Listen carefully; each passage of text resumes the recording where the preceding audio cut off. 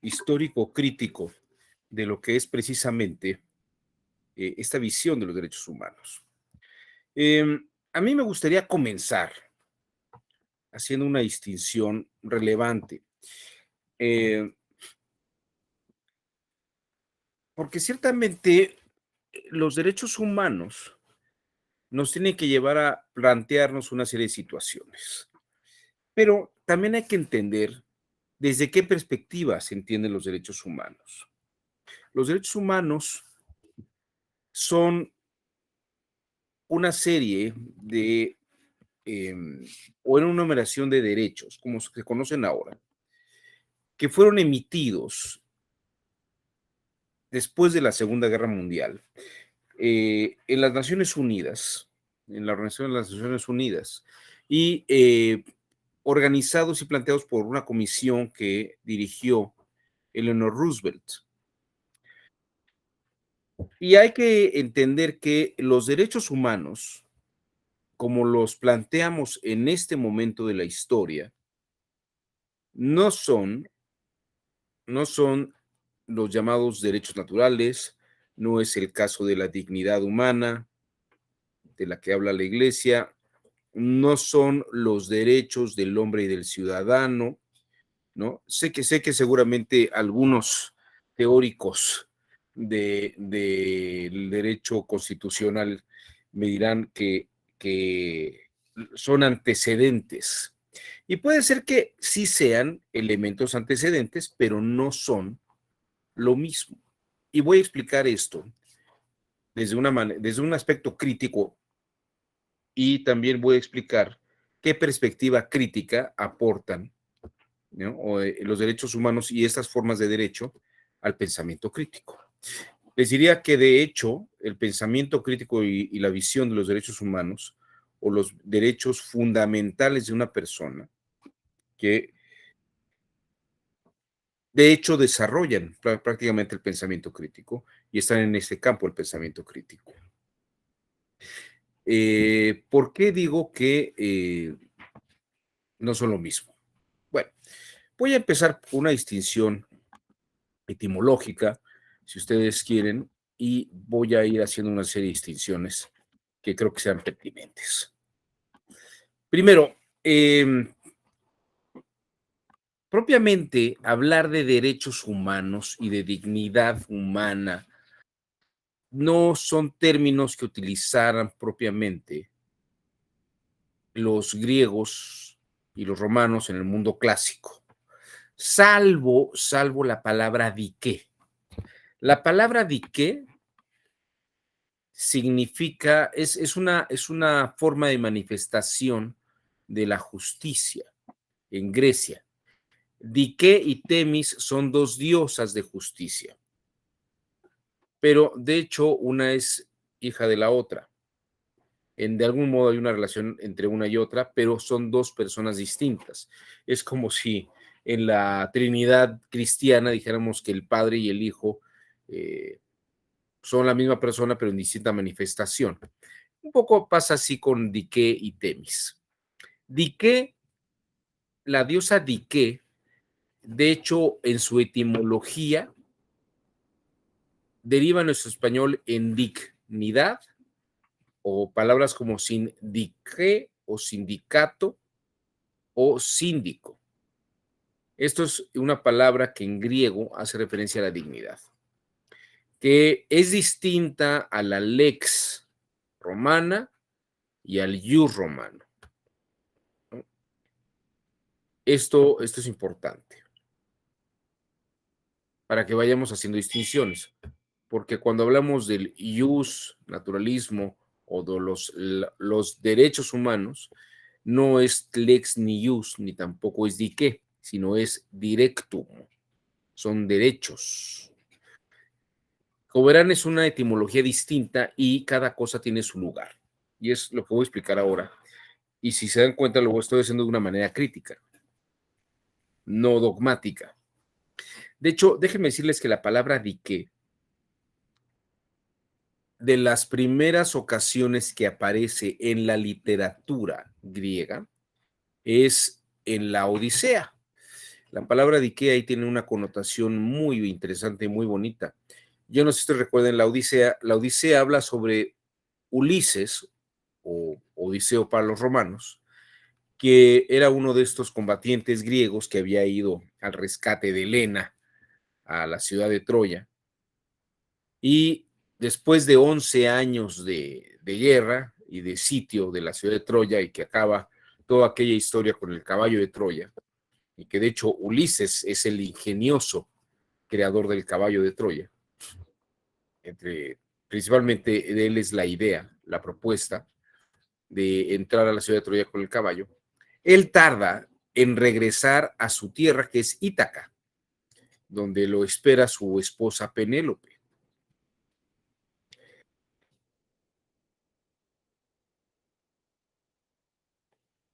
Y cuando llega a Ítaca, llega disfrazado, porque en Ítaca su esposa Penélope es asediada por una cantidad de pretendientes que le dicen que Odiseo o Ulises no va a regresar y que debe casarse con alguno de ellos para que ya no esté desprotegida y puedan administrar los bienes que dejó Ulises. Ulises finalmente regresa a Ítaca, pero regresa como un pordiosero, regresa disfrazado de pordiosero. Y hay una escena en la que, bueno, él llega y se encuentra que los pretendientes se alimentan casi todas las noches de sus bienes, porque hacen banquetes. Penélope permanece en su habitación, eventualmente sale a saludar, pero les dice que no escogerá marido porque ella todavía no tiene noticias ni confirmación de que Ulises haya muerto y ella espera a su esposo de regreso. Entonces Ulises obviamente no se enfrenta todavía en ese momento a los pretendientes y se acerca al porquero que está con el cocinero, ¿no? Porque se matan a los lechones y los dan para cenar todas las noches. Y entonces empieza a platicar con él y el porquero le dice, después de platicar un buen rato con él, le dice, usted, aunque trae ropas muy humildes, es una persona de alta dignidad, de alta calidad. O sea, usted tiene mucha calidad y además tiene, tiene más dignidad, fíjense lo que le estoy diciendo, tiene más dignidad que todos los demás pretendientes de Penélope, que son unos pelafustanes, sin saber que era Ulises.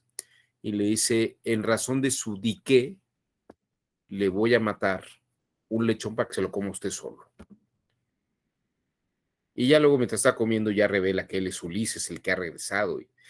Ahí, fíjese que es muy interesante porque la palabra dignidad es el lugar que uno adquiere por su forma de comportarse. La dignidad, fíjense que eso es muy importante, es una idea muy importante esta, porque la dignidad no se tiene por ser algo o ser alguien, o sea, no por el ser humano, sino por el ejercicio que se hace de ser humano. O sea, no basta con ser maestra o maestro, ¿no? Sino, sino el desempeño que tienes como maestra o maestro te hace más digna o digno en la medida que te dedicas más a tu profesión y a la atención a los alumnos, ¿no? Uno pensaría que hay una especie de dignidad básica, ¿no?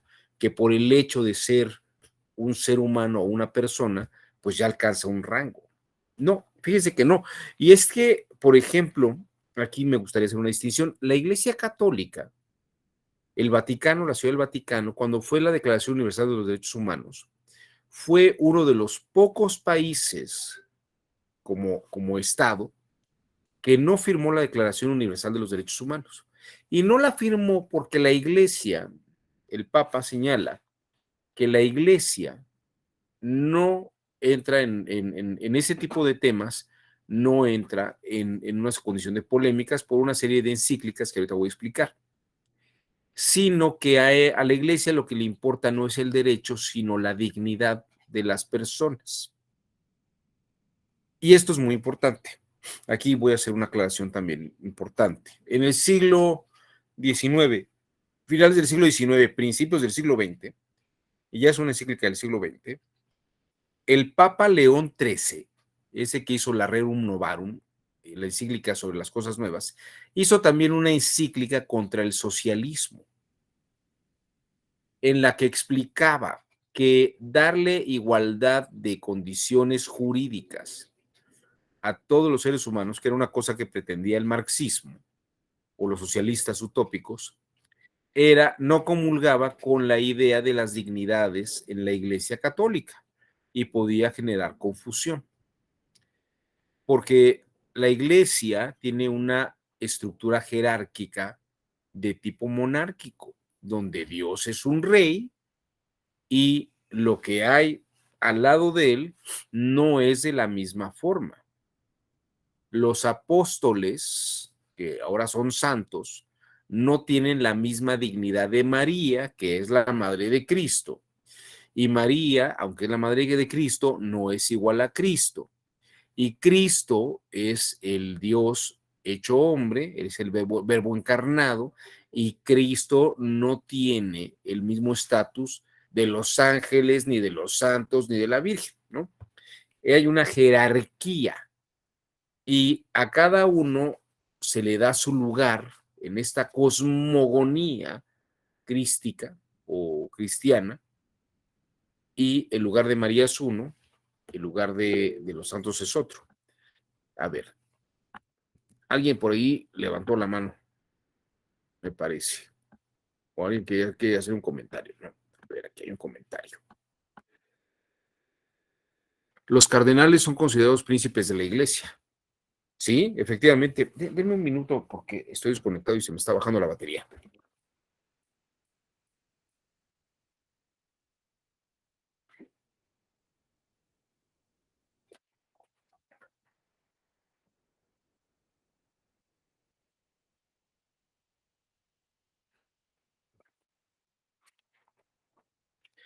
Efectivamente, Enrique Martínez, los cardenales son príncipes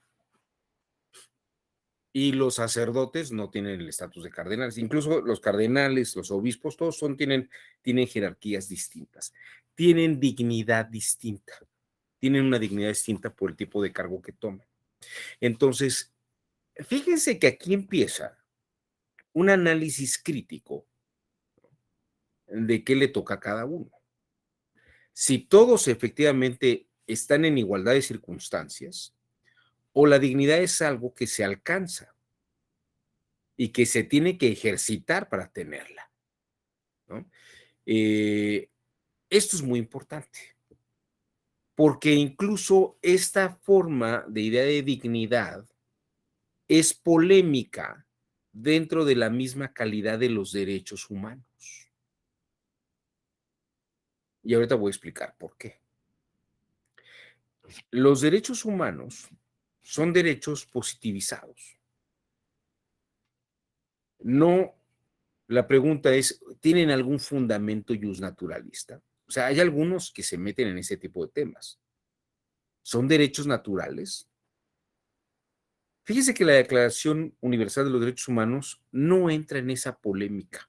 Si ustedes revisan, si ustedes revisan eh, los derechos del hombre y del ciudadano en Francia y revisan, por ejemplo, la Declaración de Independencia de los Estados Unidos de Norteamérica, y utilizo estos dos referentes porque si el pensamiento crítico se manifiesta en la política y en la calidad de análisis de los derechos humanos, es precisamente con estos padres fundadores, que además son los iniciadores del pensamiento crítico moderno.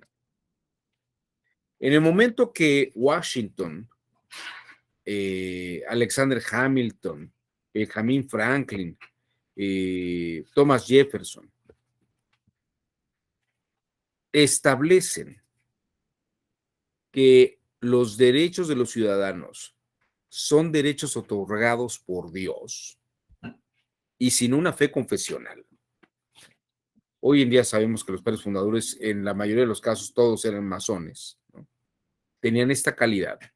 El pensamiento crítico lo que nos diría es que es algo que está implícito en la naturaleza de las personas. En Estados Unidos, los derechos están implícitos en la naturaleza humana de las personas. Son muy distintos a la dignidad griega y a la dignidad eclesiástica de la Iglesia Católica. Las personas dignas son las que tienen actos buenos, están relacionados con una vida ética, una vida virtuosa.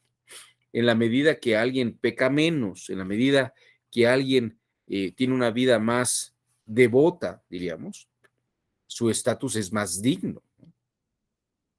Una Teresa de Ávila, una Madre Teresa de Calcuta, un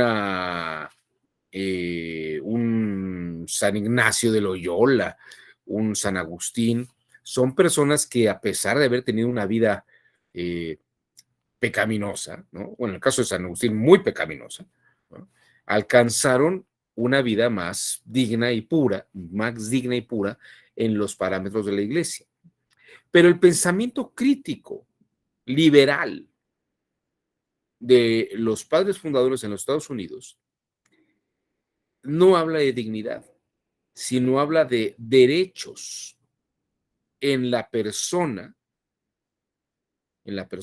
que son otorgados directamente por Dios, sin tener una relación con una condición eh, católica o luterana o evangélica, o como quieran ustedes.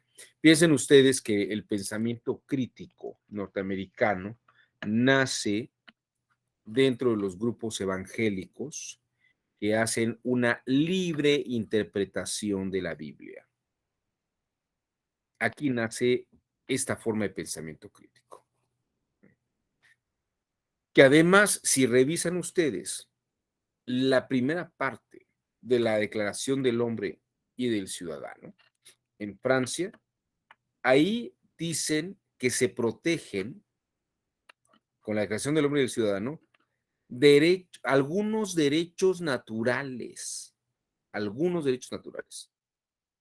como son la propiedad.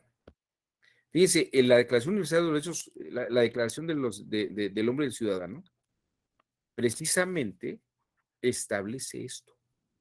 A ver, no sé si alguien quisiera ayudarme, alguien que me busque la Declaración de los Derechos del Hombre y del Ciudadano, y si alguien me puede hacer favor de buscar esa Declaración de Independencia de los Estados Unidos.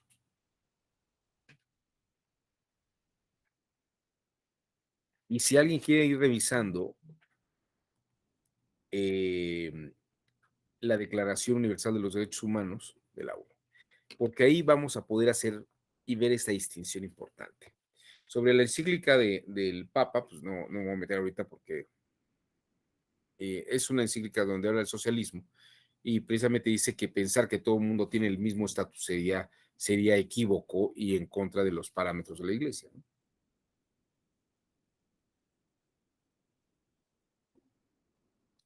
No sé si hasta aquí voy siendo claro. A ver, en lo que alguien los encuentra, a ver si alguien me dice.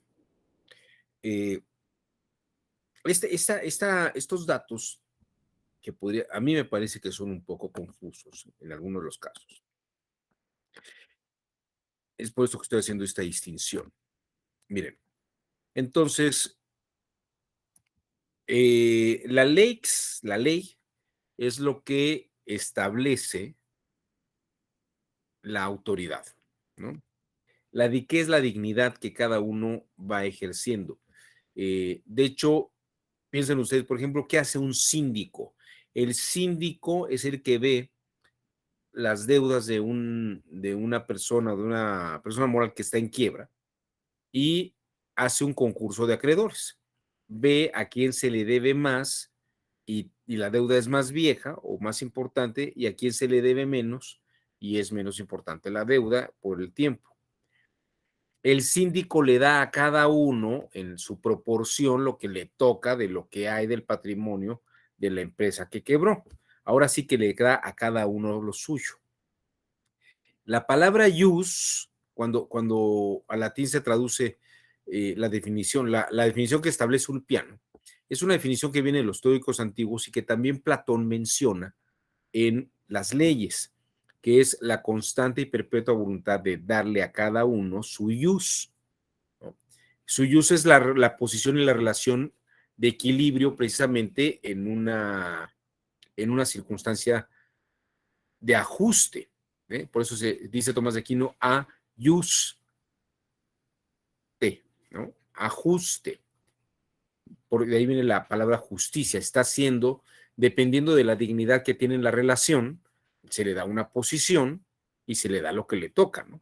Y ese trabajo de darle a cada quien lo que le toca sería el síndico. La palabra dique en griego y ius en latín serían sinónimos, que es muy distinto hablar, fíjense, cuando hablamos de derecho, los romanos tenían la palabra directum y tenían la palabra lex. La palabra lex era para ley y era la ley, eran como las normas que regían la realidad. Pero también en la época imperial aparece la palabra directum. La palabra directum tiene una etimología interesante. Rectum, o sea, quiten el di, si solamente toman rectum o RJ,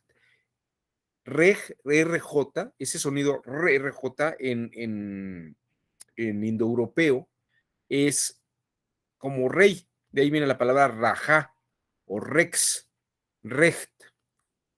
En alemán, recht es derecho, pero fíjense el sonido rex, reg, ¿no? Raja, ese sonido de RJ hace referencia al que gobierna, al gobernante. Entonces, Recht o Reich, por ejemplo, el Cuarto Reich de Adolfo Hitler, eran los gobiernos. Y el prefijo di es la fuerza, significa fuerza. Entonces, una palabra como derecho o derecho, dirito o derecho, es los mandatos de los reyes o de los gobernantes fuertes, ¿no? O las órdenes fuertes. Y aquí hay que distinguir lo que es un right, un derecho en ese sentido. Por ejemplo, los reyes daban derechos, ¿no? Pero es muy distinto la idea de right a law. Law en inglés es lex, y cuando se habla de natural law, se habla, por ejemplo, de lex naturalis, que son las leyes que están en el mundo, en la naturaleza. Cuando se habla de jus naturalis o dique, los anglosajones lo relacionan como rights, ¿no? El jus y el dique son como los lugares dignos que se tienen, pero para el anglosajón, el right que antes daba el rey, en el pensamiento crítico liberal, el único rey debería ser Dios, no un rey Jorge VI, por ejemplo. Entonces, para los anglosajones, ese Dios es el que va midiendo las circunstancias. Y es el mismo Dios que le toma la protesta al presidente de los Estados Unidos y es el Dios que ayuda al creyente que está haciendo una libre interpretación de la Sagrada Escritura. A ver, ¿alguien ya encontró la Declaración Universal de los Derechos del Hombre y del Ciudadano? Digo, perdón, no, la Declaración de los Derechos del Hombre y del Ciudadano. ¿Ya? Lola, ¿tú la encontraste? A ver, ¿nos puedes hacer favor? Creo que es el artículo 2. ¿Me puedes hacer favor de leer ese artículo 2?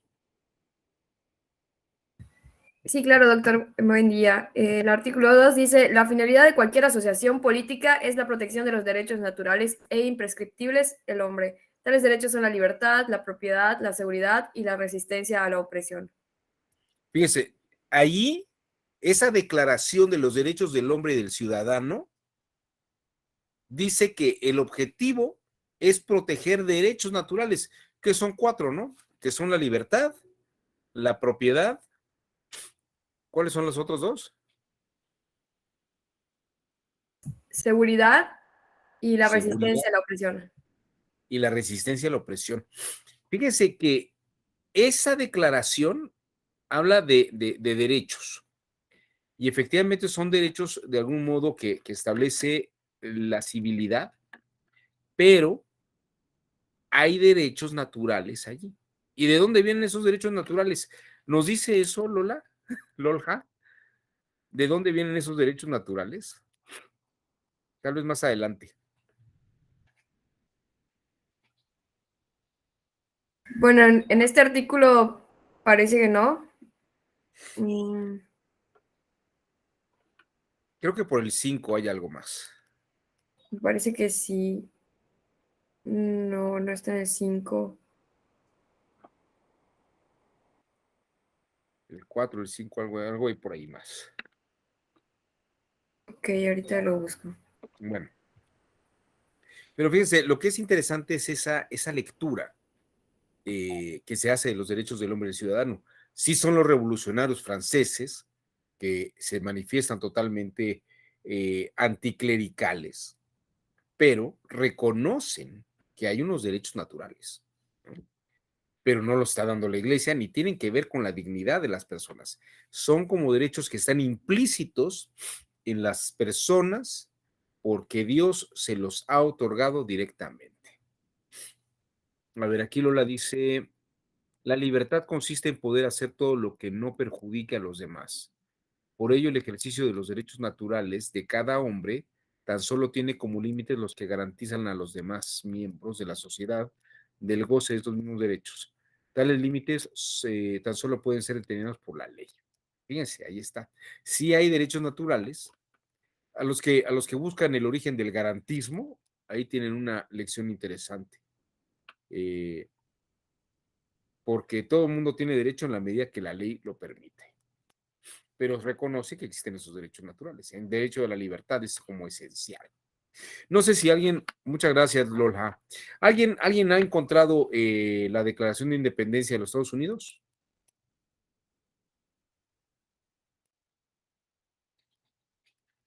¿No? ¿Sabe qué, profesor? Disculpe, ahorita no tengo la cámara, pero no la encontré. Haga de cuenta que googleé y nada más hay como artículos que refieren a ella y como que dan un extracto o así, pero la declaración propiamente yo no la he encontrado. Sí está por allí, Cindy. A lo mejor eh, hay que rastrearla, pero así como está los derechos del hombre del ciudadano, también está la Declaración de Independencia. Es probable que sí haya como fragmentos y comentarios de aquella. A ver, déjenme si. A ver, Abraham Velázquez, ¿ya la encontraste, Hola. Abraham? Sí, tengo una traducción de jurídicas de la UNAM. ¿Podría ser esa? Pues a ver, vamos a Inicia. ver. Cuando en el curso de los acontecimientos humanos se hace necesario para un pueblo disolver los vínculos políticos que lo han ligado a otro y tomar entre las naciones de la tierra el puesto separado igual a que las leyes de la naturaleza y de Dios de esa naturaleza le dan derecho, un justo respeto al juicio de la humanidad, le obliga a declarar las causas que lo impulsan a la separación. ¿Qué tal?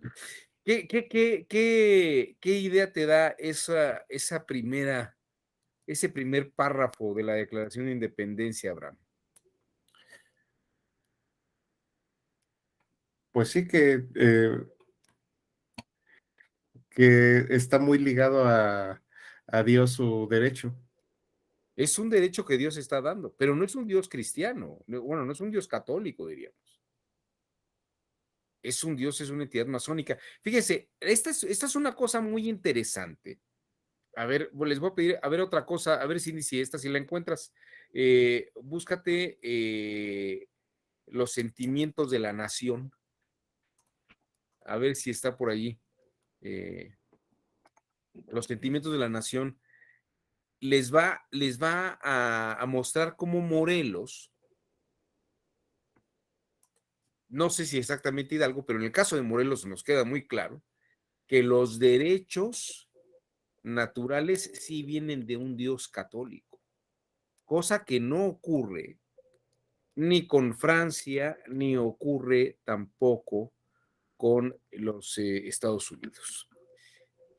Y esto es muy importante, porque la Iglesia Católica, a diferencia de las iglesias evangélicas y protestantes,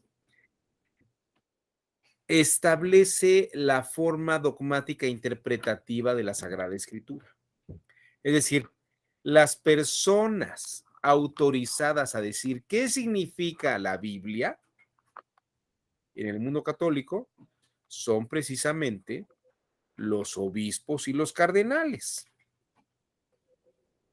Y los sacerdotes deben de hacer esas líneas de interpretación que vienen de los obispos y los cardenales, sobre todo del obispo de Roma. Digo, el obispo de Roma es el Papa, ¿no?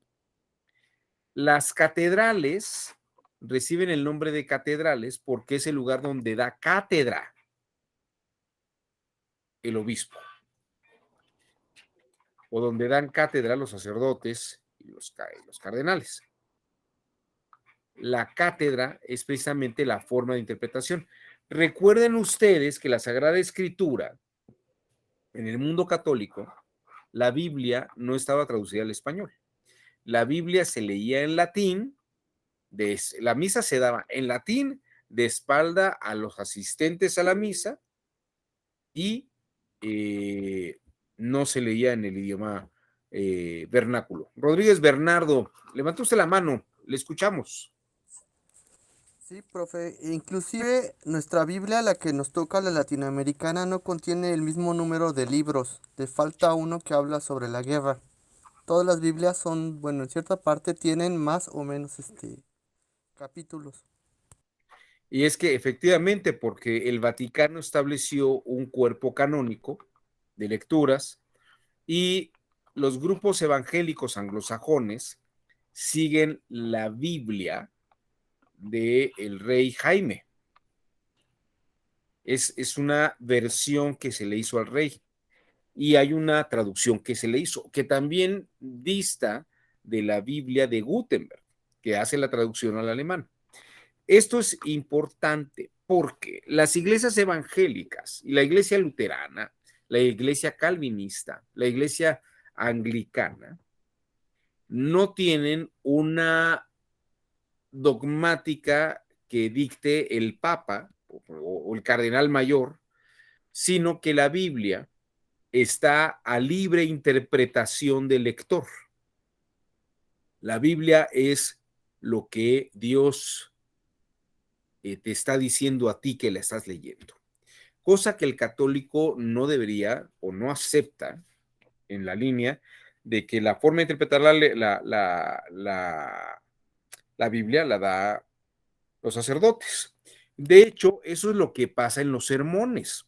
Los católicos escuchan la primera lectura, que es el Antiguo Testamento, y la lectura del Evangelio. No, bueno, primero es primera lectura, la segunda lectura y el Evangelio.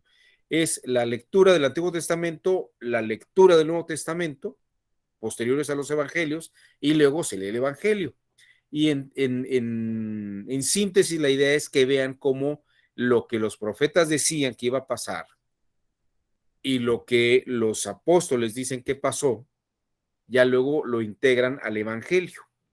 Entonces, eso es lo que es la primera, la segunda lectura y el Evangelio. Y el que explica cómo ocurre todo eso es el sacerdote en el sermón. El sermón lo que está haciendo es explicar esa integración y está dando una cátedra. Está explicando eso, o por lo menos lo que deben estar haciendo los sacerdotes de acuerdo a los cánones dogmáticos de la Iglesia Católica.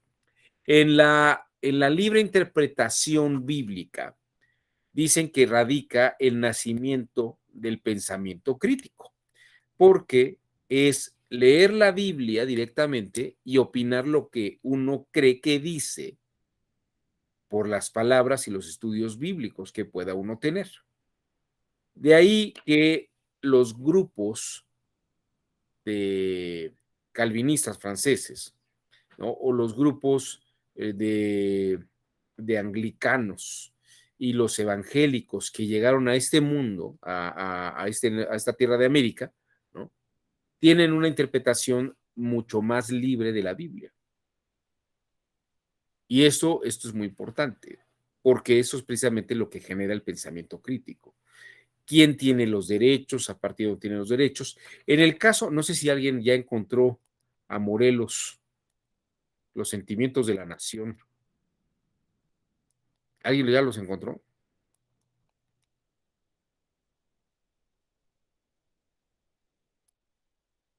Nadie ha encontrado Los sentimientos de la nación. Abraham Velázquez, adelante. Em, el artículo primero, que el América es libre e independiente de España y de toda otra nación, gobierno, monarquía, y que así se sancione dando al mundo las razones. 2, que la religión católica sea única sin tolerancia de otra. 3, que todos sus ministros se sustenten de todos y solo los diezmos y primicias, y el pueblo no tenga que pagar más obvenciones que las que su devoción y ofrenda. 4, que el dogma sea sostenido por la jerarquía de la Iglesia y que son el Papa, los obispos y los curas, porque se debe arrancar toda planta de Dios, toda planta que Dios no plantó. Omnis plantatis quam non plantavit pater meus celestis gradicau. Sé que es Mateo, capítulo 15 y En Los 5. sentimientos de la nación. Perdón que te interrumpa, Abraham. Se fijan, Morelos era cura, igual que Hidalgo. Y ellos son cabezas de la independencia, ¿no? Son liberales, pero católicos, ¿no? Ahora sí que son liberales fifis, son liberales conservadores, ¿no? ¿Qué algo más, Abraham? Esto es bien interesante porque hablamos de los sentimientos de la nación, pero no nos detenemos a reparar sobre estos términos que son esenciales. A ver, ¿qué más, Abraham?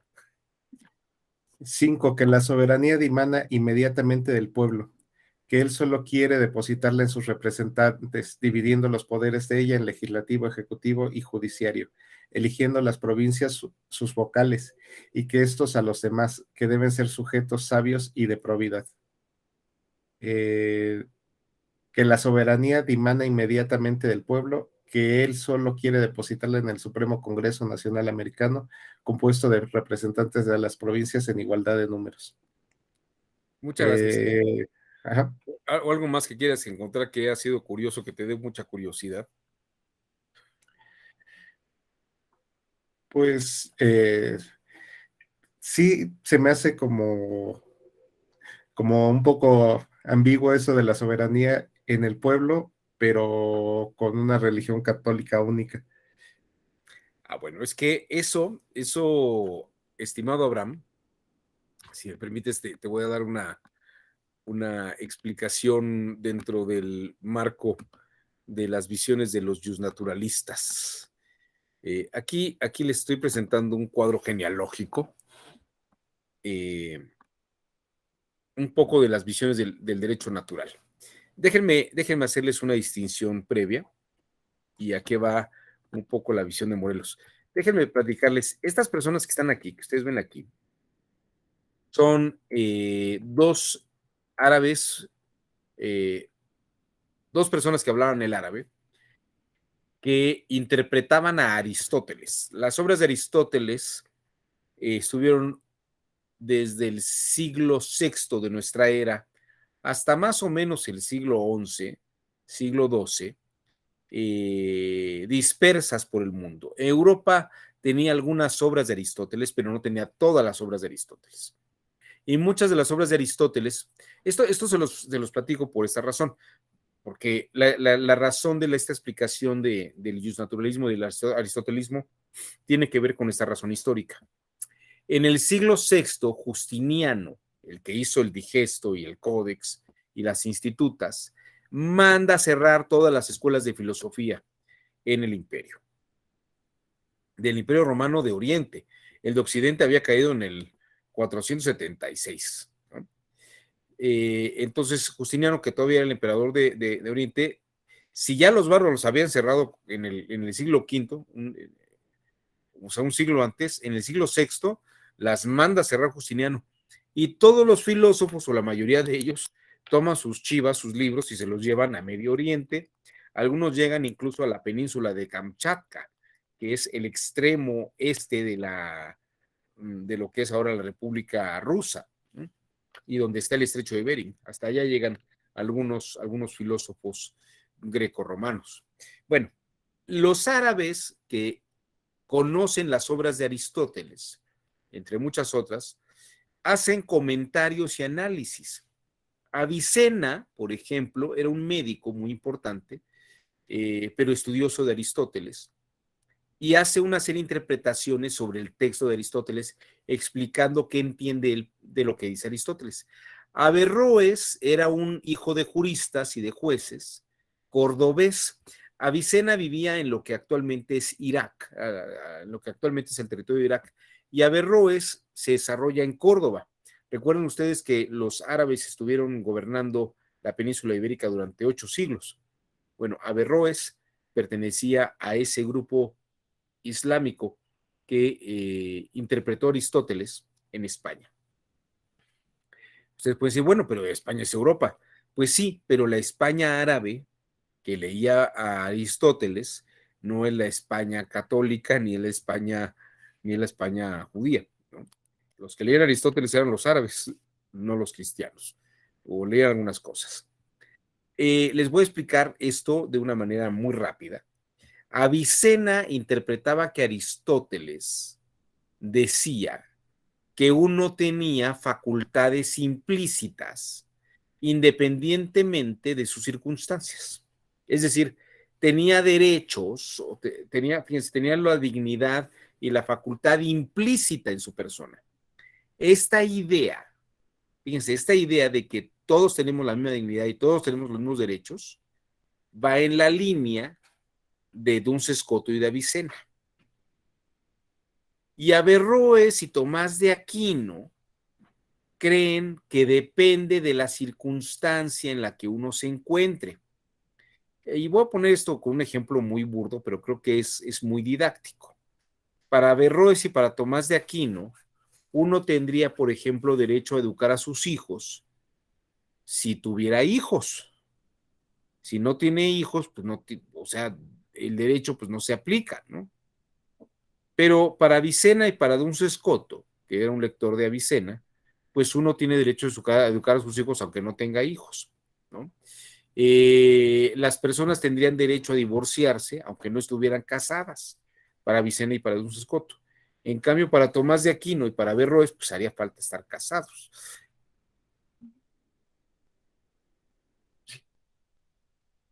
Denme un segundo.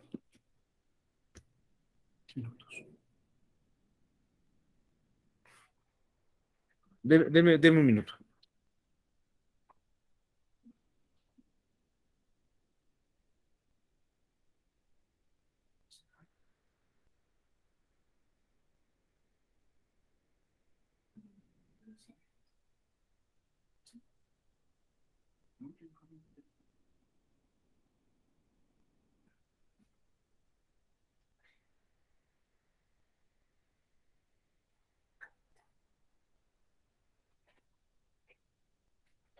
Perdón ustedes. En el caso de Tomás de Aquino y de Averroes, pues uno no podría divorciarse si no está casado, ¿no? Entonces, para ellos los derechos son estas circunstancias. Fíjense que aquí hay una polémica interesante, porque lo que es, por ejemplo, la polémica indiana va en esta línea. Tomás de Aquino y Averroes influyen en autores como Juan López de Palacio Rubios y Juan Ginés de Sepúlveda, que consideran que como el Papa dona estas tierras a los descubridores, a Isabel de Castilla, ¿no? Los habitantes, los indígenas de esta zona, pues tienen que subordinarse, ¿no? Siempre y cuando se conviertan al cristianismo. Para Francisco de Vitoria y Domingo de Soto, tienen una fuerte influencia de Duns Scoto y de Avicena. Y para ellos no es el Papa el que les da las facultades de ser o no ser subordinados a Isabel de Castilla. Francisco de Vitoria desarrolla una teoría muy importante. A diferencia de Tomás de Aquino y de Averroes, en la línea de Tomás de Aquino y de Averroes y de Juan Ginés de Sepúlveda y de Juan López de Palacios Rubios, Dios manda a su hijo Jesús a la tierra, Jesús delega su iglesia en Pedro, que es el primer vicario de Cristo, es el representante de Cristo en la tierra, y es el primer papa, y por lo tanto el papa representa los intereses de Dios en la tierra, y el papa le puede dar, como Dios creó el mundo, Jesús es su hijo, y Pedro y los papas son representantes de Cristo en la tierra, y entonces él creó el mundo, entonces el papa puede repartir el mundo como le parezca. Pero en el caso de Francisco de Vitoria, siguiendo las interpretaciones de Duns, Scoto y de Avicena, todos los seres humanos tienen derechos implícitos, tienen facultades implícitas, pero porque Dios se las está dando a ellos y ellos escogen a su gobernante.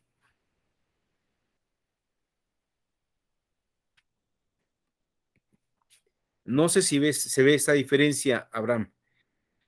Para Francisco de Vitoria, padre del derecho internacional, Dios les da las facultades a todos los seres humanos y los seres humanos se las otorgan a un rey, se las delegan a un rey, que es un poco el esquema de Thomas Hobbes, ¿no?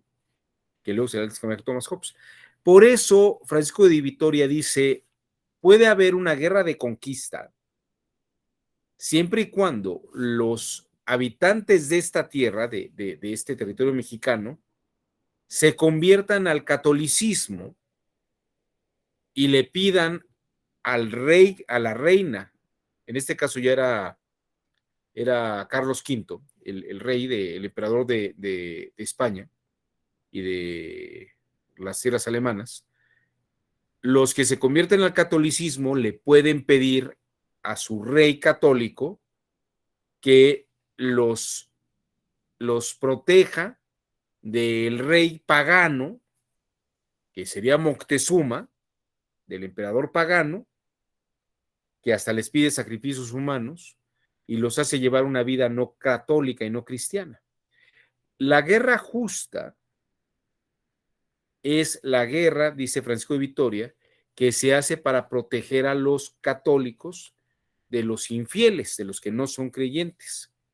Si los tlaxcaltecas y los restos de poblados indígenas de este México prehispánico no se hubieran convertido al catolicismo, Cortés y sus huestes no podrían haber intervenido en una guerra justa.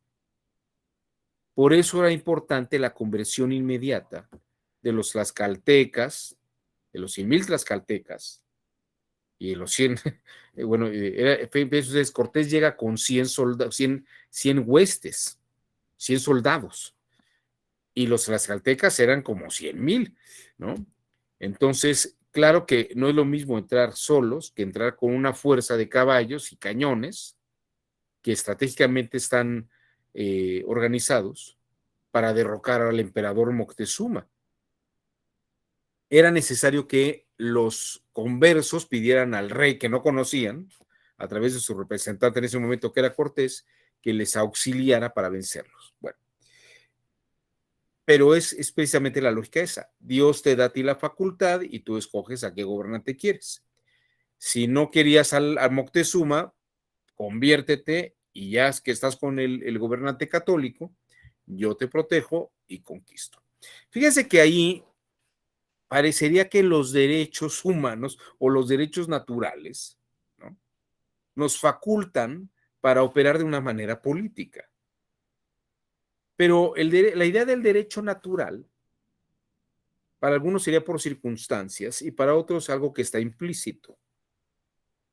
Para el mundo evangélico, lo que está implícito, pues es obviamente algo que Dios le está otorgando. Y esa es una de las formas de lectura que hace el mundo evangélico independiente del catolicismo. Y sin embargo, vean ustedes que se puede hacer estrategia política con eso. O sea, los derechos humanos nos permiten tomar una serie de posiciones. En una ocasión estaba yo en un examen doctoral como sínodo, junto con un magistrado del Tribunal Federal de Justicia Administrativa, que era Manuel Ayibis, autor de un texto de interpretación jurídica y argumentación. Por eso lo conocí. Y empezó una plática sobre derechos humanos. Y le planteaba yo estos asuntos del origen y la distinción entre derechos humanos y justnaturalismo y estas ideas que se parece que se van entremezclando. Porque si no se hace esta distinción, pues es muy fácil decir que los derechos humanos tienen su origen en los derechos naturales, pero son cosas distintas. Ahora lo que voy a explicar. Y me decía, bueno, es tan confuso saber si son implícitos, si son circunstanciales, ¿no? O si los da Dios, o los da un Dios católico, o los da un Dios masónico, o están en la naturaleza humana. Me dice, por suerte, yo como juzgador nada más tengo que ver si se violaron o no se violaron, ¿no? No me importa exactamente de dónde vengan ni me interesa, ¿no?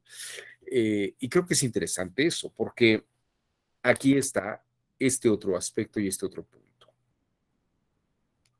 Los derechos, la Declaración Universal de los Derechos Humanos,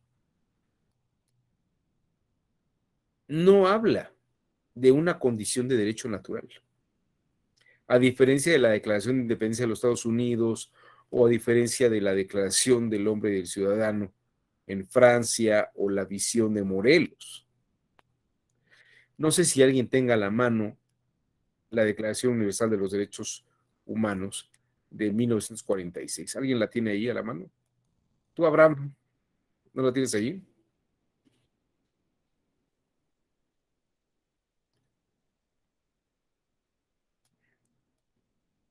O Cindy, ¿esta sí la encontraste, Cindy?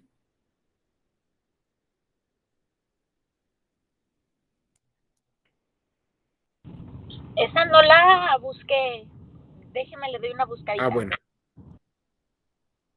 Bueno, ustedes van a ver, no se hace referencia explícitamente al Holocausto, pero obviamente surgen, después de que se van ventilando todas las cosas terribles que aparecieron. Y todavía en 1946 no era tan público la existencia de campos de concentración como Auschwitz o Dachau, ¿no? De hecho, era una élite la que tenía conocimiento de las atrocidades que se habían hecho. Y todavía había un cierto tufo de moralidad y discreción que pensaba que no era buena idea ventilar la existencia de estos terribles campos de concentración y las brutales actividades que se ejecutaban en algunos de ellos, ¿no?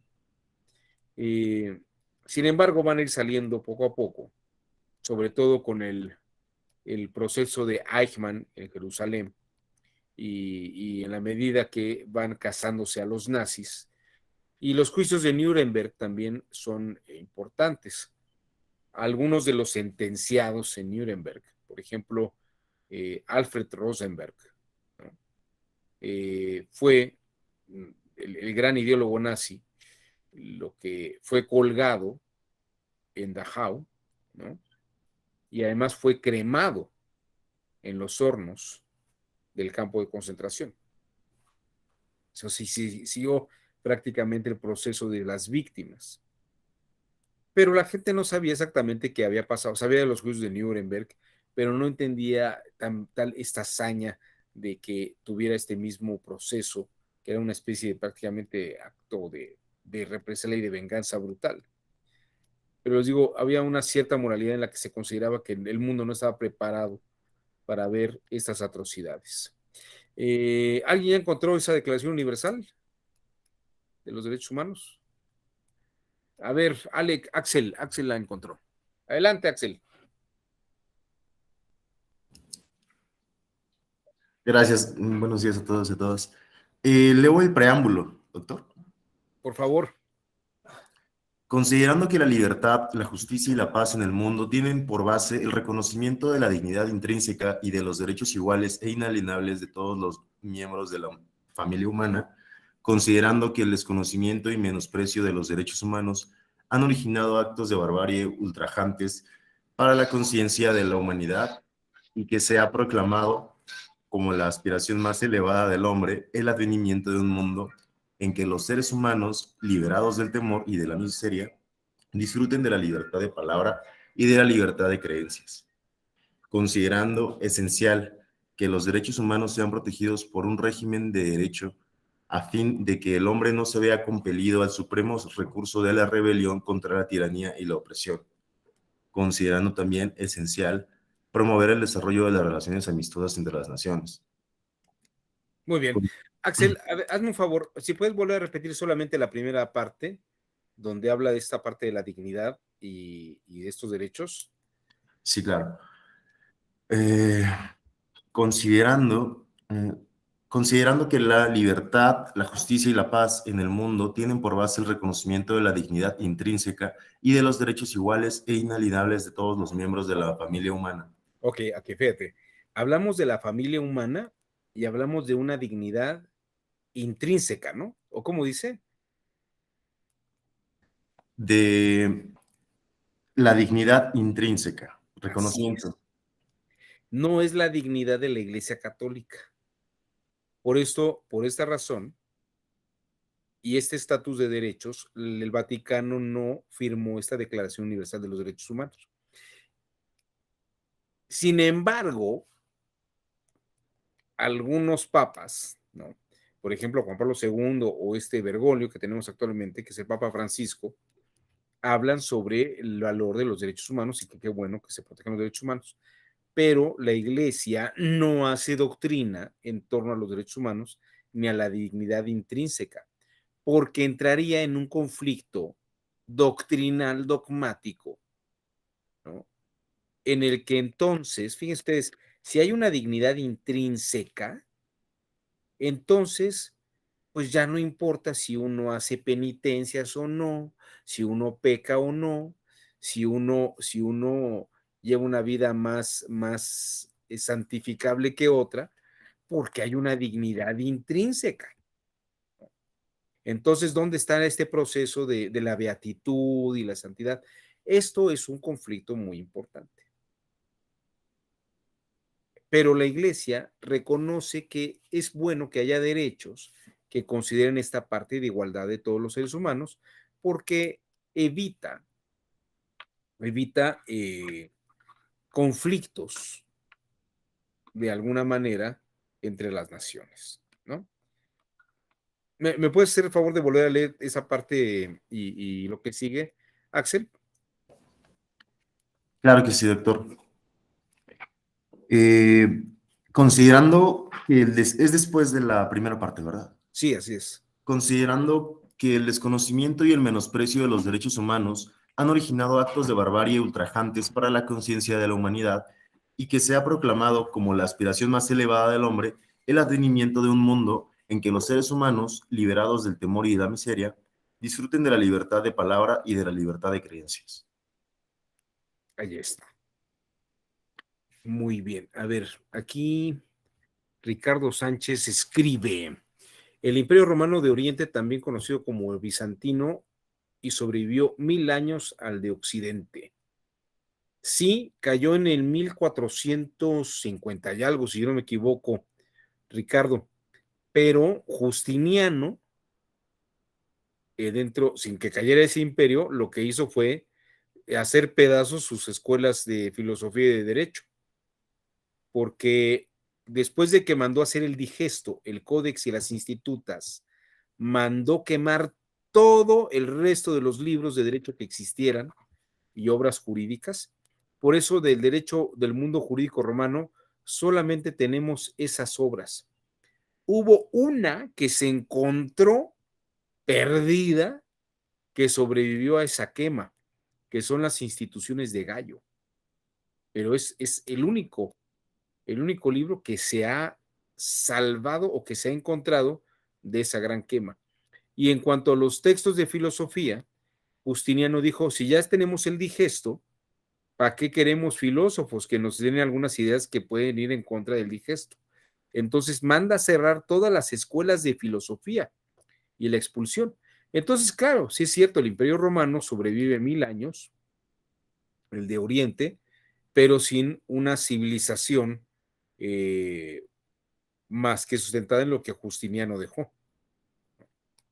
Es esa era bizantina, y precisamente eran discusiones bizantinas, esas discusiones extrañas y extravagantes sobre cuántos ángeles caben en la punta de un alfiler, por ejemplo.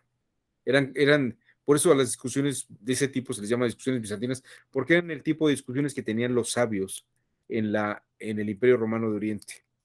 Y algunos decían que cabían tantos sentados y tantos de pie, sobre todo porque los ángeles pues, son seres inmateriales, entonces era una cosa un poco medio absurda en ese sentido.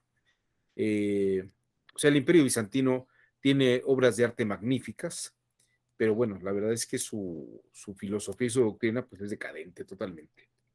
Antonio Urbina Reyes dice, entonces, ¿en qué consiste la teología de la liberación? La teología de la liberación, Antonio, es un proyecto que surge con Lefebvre y algunos otros sacerdotes que, influenciados por el marxismo y esta idea de el apoyo a los obreros y a los sectores de los trabajadores, buscan unas formas de interpretación, de conciliación entre el cristianismo y la Sagrada Escritura. Entre ellos, por ejemplo, aunque no lo va a decir abiertamente, entre ellos se formó, por ejemplo, Enrique Dussel. Enrique Dussel es un argentino que llegó a México y cayó en manos del Opus Dei, ¿no? Y creo que, ¿quién fue? Uno de estas grandes cabezas del Opus Dei le dirigió la tesis doctoral en Derecho en Navarra, en la Universidad de Navarra.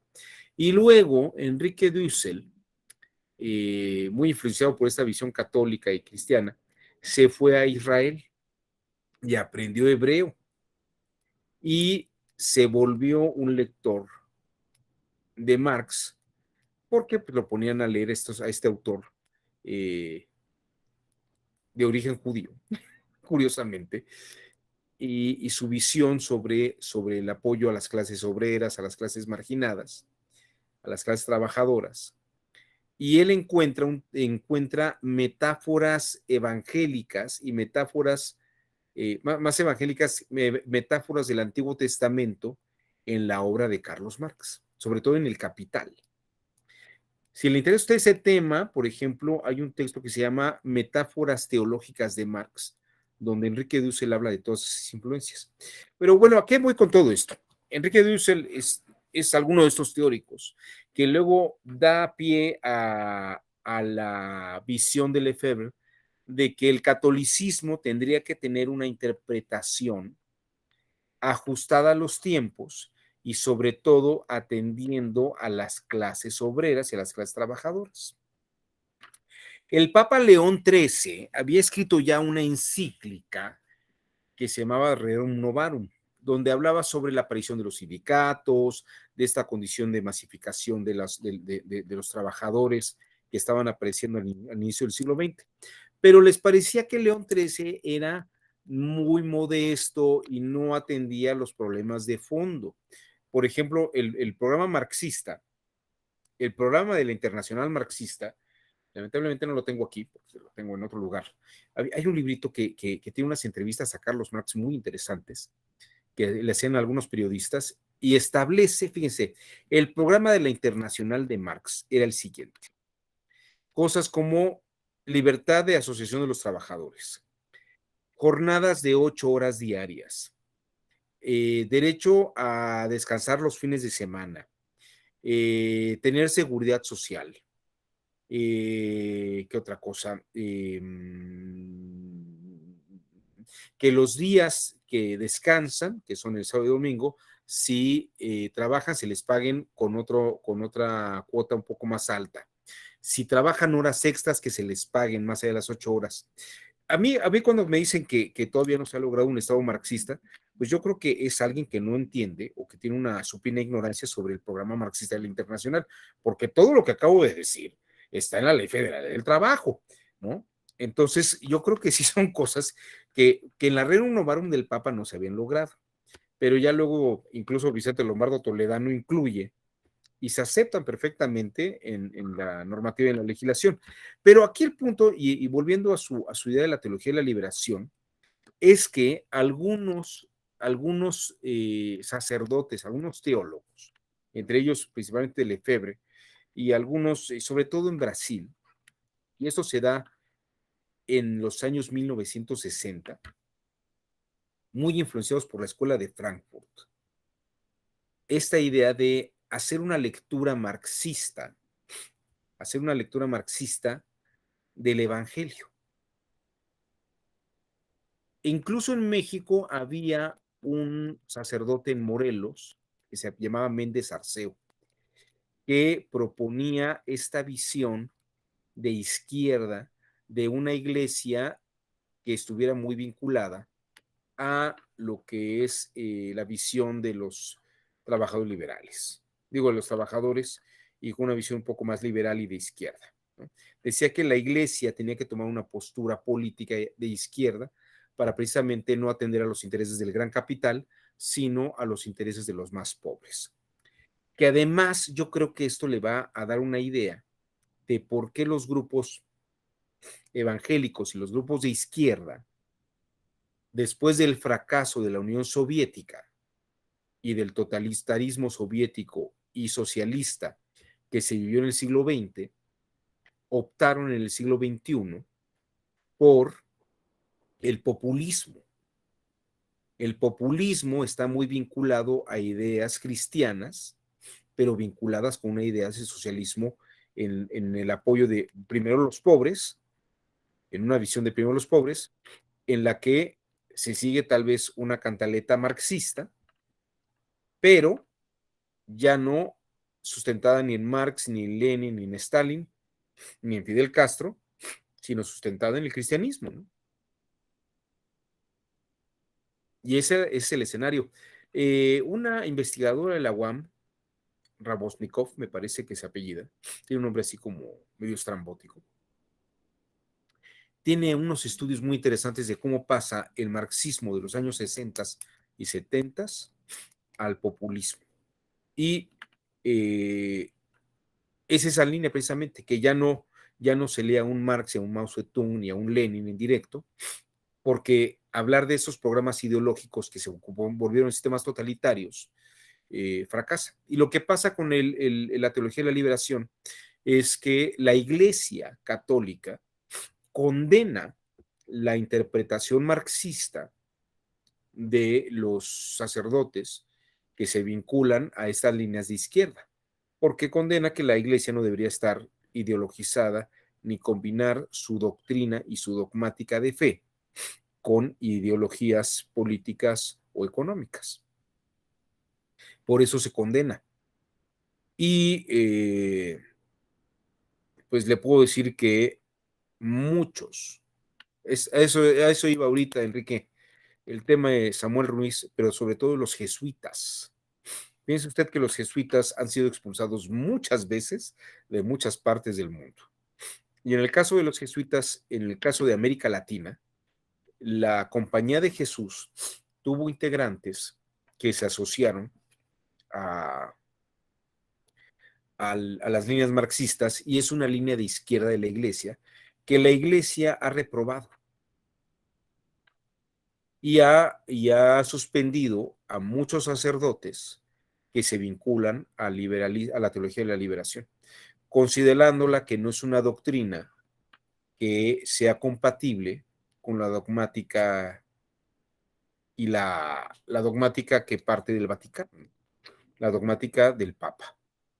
Entonces, por eso se ha condenado a la teología de la liberación. La verdad es que se le relaciona mucho con Lefebvre, y es una línea pues que ha existido, que se le relaciona con estas líneas populistas, pero también ha tomado mucha fuerza con las líneas evangélicas. De ahí que, por ejemplo, muchos movimientos de izquierda se hayan vinculado con esta línea de, políticamente hablando, como sustento. Fíjense, la izquierda ya no se sustenta en el Capital ni en las obras de Marx, pero supo conciliar esta línea de la resaca de los años 60 y 70, del movimiento del 68, del halconazo del 71, para irse a esta línea de apoyo teológico. Pero está reprobada por la Iglesia, ¿eh? Y creo que la teología de la liberación ya no se presenta tal como teología de la liberación, sino como un brazo ideológico de lo que vendrían siendo los movimientos populistas en el siglo XXI. Raspotnikov, me parece que se llama este investigador de la UAM. Textos interesantísimos donde explica esta tendencia. Como verá, pues es una perspectiva justnaturalista que haría falta analizar con más detalle. Bueno, yo esta sesión no la tenía programada, en realidad me pidieron que saliera como bateador emergente, porque la persona que era titular de esta sesión era la doctora Wendy Mercedes Jarquín, que parece que no se sentía bien. Espero que se recupere pronto. Por mi parte, pues yo he tratado de cubrirla en la medida que los recursos me han permitido. El tema de Samuel Ruiz Enrique, pues sí es muy polémico, efectivamente. Como verás, la Iglesia no lo ha aceptado mucho. Lo que pasó con el movimiento zapatista de liberación nacional, algunos decían que el subcomandante Marcos, por la forma en que hablaba y se expresaba, parecía más un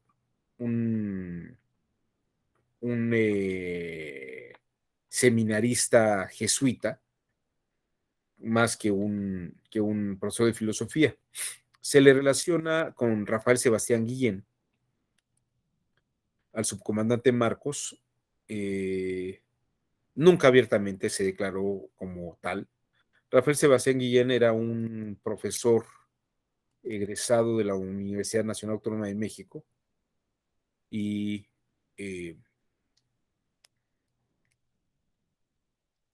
pues desapareció prácticamente. Algunos que lo conocieron decían que sí era Marcos. Eso un poco desvirtuaría la idea de que Marcos pues era un jesuita.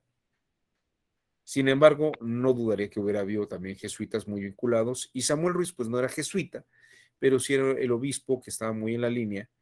No sé si abiertamente se declaró como teólogo de la liberación, pero era un personaje que políticamente fue muy importante para eso. Muchas gracias, Antonio Urbina, por tu comentario. No sé si alguien quisiera comentar algo más antes de que nos vayamos. Ricardo Sánchez, adelante, te escuchamos. Gracias, doctor. Muy buenos días, compañeras y compañeros. Buenos días. Nada más rápidamente hacer algunos comentarios. Fíjense la importancia de estar en el momento adecuado, en el lugar indicado, correcto. Lo que mencionaba sobre por qué se colonizaron estas tierras por los españoles y cómo de los 266 papas de la Iglesia Católica que han existido, solo ha habido 2 españoles y uno fue Alejandro VI, César Borgia. No sé si han visto las series o leído sobre él, pero cómo compra el papado, cómo accede a esto, negociando, poniendo sobrinas, casándolas con Juan Sforza, francés. Pero bueno, a lo que voy es que gracias a que él era papa de la Iglesia Católica, cede estas tierras, y cede entre comillas, porque él quién es para ceder, pero bueno, a España y Portugal. De ahí que Brasil pues haya sido colonizado por portugueses, y la Nueva España y el resto de Sudamérica por España. Pero bueno, qué importante. Y el norte no, porque los españoles eran tan flojos que no querían trabajar en el frío. Por eso los ingleses tomaron lo peor y fíjense lo que construyeron. Yo nací y fui criado como católico, pero después de pensar críticamente dije, no, esto no es para mí. Y lo saqué de mi lista, porque para empezar Jesús no era católico, Jesús, la Virgen María no era católica, eran todos judías. Pero bueno, y en los sentimientos de la nación, en el artículo 2, ahí yo encuentro la debilidad, y siempre lo he dicho, la debilidad de México, ¿sí? Porque el artículo 2 de los sentimientos de la nación se traslada en el artículo 2 de la Constitución de 1824, que prohíbe toda religión ajena a la católica. Y eso hizo que todo el dinero, todo el capital no se postrase aquí, no se invirtiese en estas tierras y se fuera para el norte. Entonces ahí está la debilidad política, económica, militar de México. Ahí lo encuentro yo. Obviamente esta es mi hipótesis y yo acepto las consecuencias de mis opiniones. Pero sí es muy, muy interesante, doctor, como siempre, escucharle su exposición tan amplia que va a veces de lo inductivo a lo deductivo o viceversa. Pero fíjense que por qué siempre es importante estar ahí, ahí nos puede tocar el golpe de suerte, si lo ven así. Pero sí, ese es mi comentario. Y yo insisto con esto y siempre voy a insistir con esto. ¿Y por qué otra cosa que me es adversa la Iglesia Católica? Porque ellos, cuando el ejército estadounidense invadió, prohibieron disparar a los soldados yanquis. Incluso, ¿por qué se llama Tratado de Guadalupe Hidalgo? Porque anteriormente la delegación, bueno, ahorita la alcaldía Gustavo Madero, era la villa de Guadalupe Hidalgo. Ahí, en los recintos de la Iglesia Católica, se firmó ese tratado. Entonces, por eso yo no nada más me es adversa, sino que la aborrezco y acepto mi responsabilidad. Pero bueno, es mi comentario. Buenos días a todas y todos. Bueno, pues este es un foro abierto y se respetan todas las opiniones, Ricardo. Así que aquí a nadie se le discrimina. A ver, aquí José Torres dice, Marcos, movimiento armado comandado por el obispo Samuel, saludos. Pues sí, es lo que dice que Samuel Ruiz, pero yo no sé si a Samuel le alcanzaba esa idea. Hay algunos estudios muy interesantes. Hay un autor que se llama Bernard Henry Levy, que se fusiló una idea de un mexicano, un sociólogo mexicano. Apareció un artículo de él que se llamaba sobre el colonialismo en México. Bernard Henry Levy fue discípulo de Luis Althusser y estuvo en México precisamente en el año 67, en Chiapas. Y él hace este artículo, y es un artículo que les digo que tiene mucho que ver con el colonialismo interno. Y dice Bernard Levy lo siguiente. Dice, cuando se da la independencia de México, salen los colonizadores, pero México mantiene el aparato colonizador. Y lo único que se logró es que en vez de que fueran los españoles los que mantenían el sistema colonizado, mantuvieron los criollos o los mexicanos propiamente el sistema colonizador. Y dice, no hacía falta, a diferencia de Francia, que fuera Argelia o al África, o que como Inglaterra y Alemania, que tenían sus colonias en otras partes de África y de Oriente, o Inglaterra, que las tenía en la India, porque México tenía sus colonias en el interior, en Oaxaca, en Chiapas, en Campeche, ¿no? Tenían colonizados a personas que estaban en el territorio nacional y que las explotaban. Y dice que precisamente él ponía el caso de Chiapas, de San Cristóbal de las Casas. Dice que San Cristóbal de las Casas era como el centro colonial que iba a San Juan Chamula y a todos los demás poblados, y que todo se concentraba allí en San Cristóbal, y de San Cristóbal todo se exportaba, las riquezas se exportaban hacia el centro de México, que era un gobierno centralista, y era la forma de sistema colonizador. Entonces, lo que pretenden es precisamente acabar con ese sistema de colonia y dar, esto no se ha entendido así, pero es muy interesante. Lo que busca el ejército zapatista y lo que buscan los acuerdos de San Andrés Larrainzar es que se les dé un trato igualitario respetando sus usos y costumbres y que ya no se les considere con este tratamiento de sistema colonial. Pero fíjense que eso es muy ambiguo y no se termina de consolidar. No queda muy claro de todo eso. Y pues se habla un poco sobre teología de la liberación, se habla un poco sobre influencias de grupos de otras partes del mundo. Yo en lo personal creo que hay muchas cosas muy raras allí.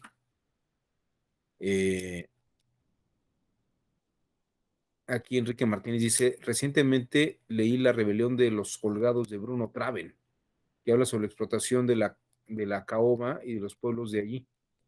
Y además está la película con Pedro Armendáriz, esa película no la vi. Tampoco leí la rebelión de los colgados, pero sí he leído la carta de cuentos mexicana de Bruno Traven. Bueno, Bruno Traven vivió ahí, vivió en esa zona, conoce muy bien esa historia. También está Rosario Castellanos, conoce muy bien las historias de Chiapas, conoce muy bien todas esas partes. Les digo, yo personalmente tuve oportunidad cuando era mucho más joven que ahora, en una ocasión visité al pintor